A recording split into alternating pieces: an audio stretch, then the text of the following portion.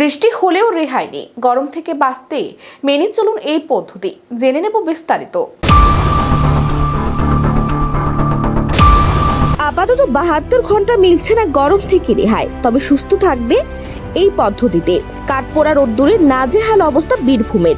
দীর্ঘ 15 দিন থেকে কার্যত রোদের তীব্রতায় যায় অবস্থা সকলের। সোমবার বীরভূমের সর্বোচ্চ তাপমাত্রা ছিল 45.3 ডিগ্রি সেলসিয়াসের কাছাকাছি। তবে এর মাঝে স্বস্তির খবর দিয়েছে আলিপুর আবহাওয়া দপ্তর। চলতি সপ্তাহে রবিবার এবং সোমবার বৃষ্টির সম্ভাবনা রয়েছে দক্ষিণবঙ্গে।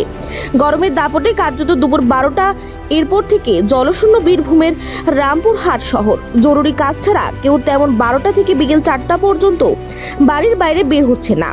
যদিও দু একজন বের হচ্ছে, তারা মাথায় টুপি, মুখে সাদা কাপড় বেঁধে বাড়ির বাইরে বেরোচ্ছেন।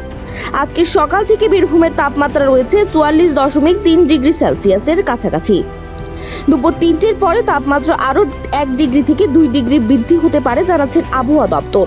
আবহাওয়া দপ্তর সূত্রে খবর, রবিবার 70 বছরের রেকর্ড ব্রেক করে তাপমাত্রা ছিল 47.3 ডিগ্রি সেলসিয়াস। ছিটেফোঁটা বৃষ্টিতে বঙ্গ ভিজতে পারে রবিবার, তবে তার আগে বিশিষ্ট ডাক্তার বলেছেন জরুরি কাজ ছাড়া বাড়ির বাইরে না বেরোনোই ভালো, এবং বিশেষ করে 12 বছরের নিচে বাচ্চাদের এই গরমে না বেরোনোর প্রয়োজন।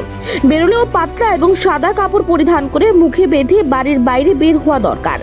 এর পাশাপাশি তিনি আরো জানাচ্ছেন ঘন ঘন হালকা ঠান্ডা জল খাওয়া প্রয়োজন।